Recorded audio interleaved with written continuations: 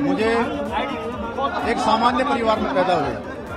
ऐसे नौजवान को जिसने एक सैनिक के परिवार में पैदा हुआ, जिसकी कोई राजनीतिक पृष्ठभूमि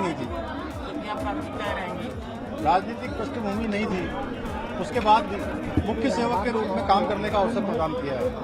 मैं लंबे समय से छात्र राजनीति में रहा हूं, विद्यार्थी परिषद का कार्यकर्ता रहा हूं, साथ में युवा मोर्चा का प्रदेश का मैं अध्यक्ष रहा हूं और लगातार युवाओं के नौजवानों के बीच में काम करता रहा हूं। पिछले समय से कोरोना काल में जो प्रदेश के अंदर और पूरे देश के अंदर और पूरी दुनिया के अंदर जो महामारी आई है, उसके कारण से जो आज नौजवानों में जो हमारे यहाँ रोजगार की समस्या खड़ी हो गई है और प्रदेश के अंदर हमारी सारी चीजें प्रभावित हुई हैं। इसमें हमारी चारधाम यात्रा है, हमारे पर्यटन का व्यवसाय करने वाले जो छोटे और बहुत आजीविका, छोटे से दुकानदारी से अपनी आजीविका चलाने के कारण जिनकी आजीविका का पूरी निर्भरता केवल और केवल ये पर्यटकों से और आने वाले लोगों से या श्रद्धालुओं से होती थी, उनकी आजीविका पर प्रश्न जो है बहुत मुश्किल में उनका जीवन खड़ा हो गया है। इस समय जीवन की उनकी बड़ी कठिन राह इस समय हो गई है।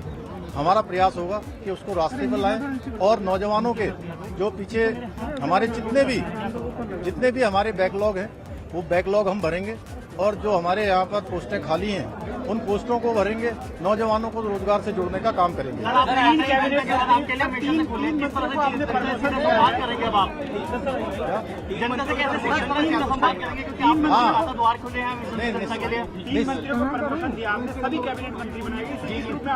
देखिए, सब एक से एक काबिल हैं, इसलिए सबको जो है पूरी क्षमता से वो अपना काम कर पाए, इसलिए उनका सबका जो है प्रमोशन किया गया है और निश्चित रूप से आपको इसका परिणाम दिखाई देगा। 2022 के लिए आप कहाँ अच्छा, आप लोगों में से एक आदमी प्रश्न पूछने पहले ना, आप लोग तय कर लो पहले कौन पूछेगा। 2022 में आप कहाँ का रूप करेंगे, किस तरह से आप शुरू में जाएंगे? देखिए, मैं लंबे समय तक इस प्रदेश के अंदर मैं इस कोने कोने से वाकिफ हूँ। मैं यहाँ की भौगोलिक परिस्थिति से जानता हूँ।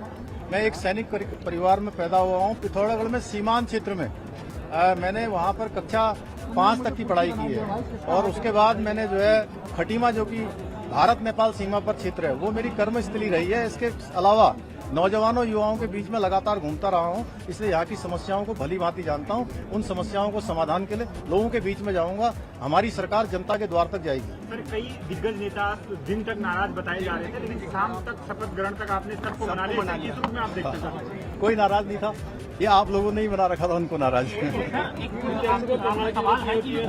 कोई नाराज दिखा क्या आपको यहाँ? सर, आप मनाने भी गए महाराज जी को और नहीं, देखिए ऐसा है, मैं आयु में छोटा हूँ और चूंकि सब बड़े अनुभवी हैं, सब मेरे वरिष्ठ हैं, लेकिन मेरी पार्टी जो मेरी माँ है, जिसने मुझे सेवा करने का अवसर प्रदान किया है, तो मेरी जिम्मेदारी बनती है कि मैं अपने सबको, बड़ों को आदर पूर्वक, अपने छोटों को स्नेह पूर्वक, सबको साथ में लूं, पार्टी का और प्रदेश का काम को आगे बढ़ाऊं। और ऐसे में सबसे बड़ा सवाल ये है कि जो सूबे के युवा है वो आपकी ओर निगाह लगा के देख रहे हैं, क्या बड़े निर्णय होंगे युवाओं के लिए, खासतौर पर रोजगार और पलायन के मुद्दे पर?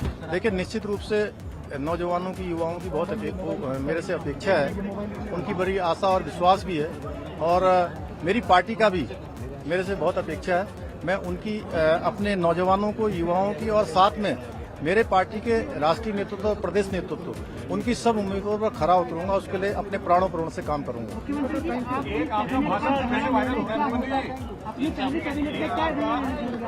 देखिए, ऐसा है कि हमारा जो मूल मंत्र है कि जो हमारी ये सरकार है, ये सरकार के रूप में नहीं बल्कि जनता के साझीदार के रूप में काम करेगी, सहयोगी के रूप में काम करेगी।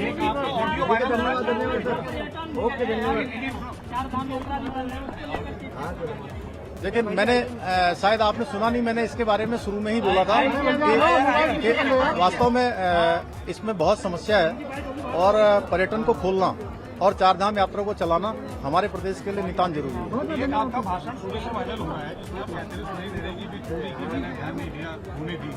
अब आप सीएम हैं तो ये दरियादिली आगे रहेगी? देखिए, पुरानी बातों को भूल जाइए, अब नई बातों को शुरू करिए। Thank you sir, thank you sir, thank you.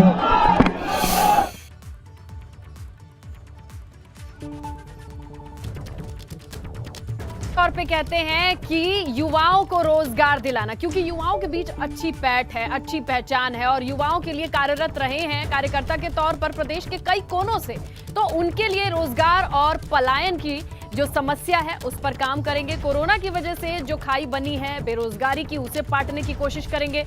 हमारी सरकार जनता के द्वार तक जाएगी, ये कहते हैं और बड़ा मुस्कुराते हुए ये बताते हैं कि हमसे कोई नाराज नहीं है। एक थोड़ी सी पॉज और हंसी के साथ कहते हैं, देखिए कौन नाराज है, सब तो हमारे साथ मौजूद हैं। तो आज पूरे दिन की उठापटक को उन्होंने एक मुस्कुराहट के साथ इस तरीके से समेटा कि सब कुछ ठीक है, कोई नाराजगी नहीं है, मैं छोटा हूं इसीलिए सभी सीनियर्स के पास, वरिष्ठ नेताओं के पास मैं बड़ा समझ के जाऊंगा और अपने से छोटों के साथ स्नेह के साथ पेश आऊंगा।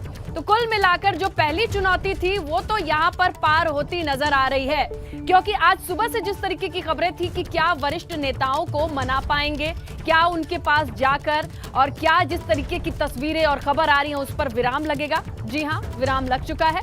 इसके बाद अब प्रेस वार्ता में प्रेस से बात करते हुए तमाम सवालों का जवाब दिया। कई अहम चीज निकल के सामने आई। बार बार सवाल पूछे गए कि युवाओं के बीच जो आपकी छवि है, जो एनर्जी है, वो कितना रेजोनेट करेगी आपके सरकार बनने के बाद। तो उन्होंने बेबाकी से कहा कि बिल्कुल, मैं कोने कोने से वाकिफ हूं, यहाँ की भौगोलिक परिदृश्य, पृष्ठभूमि को जानता हूं, मिट्टी को जानता हूं, सीमांत क्षेत्र से आता हूं, तो यहाँ की चुनौतियों से मैं दो चार उसके साथ देखिए अरे लीला दीदी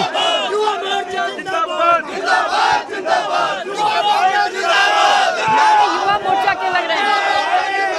जिंदाबाद जिंदाबाद। अरे चलो चलो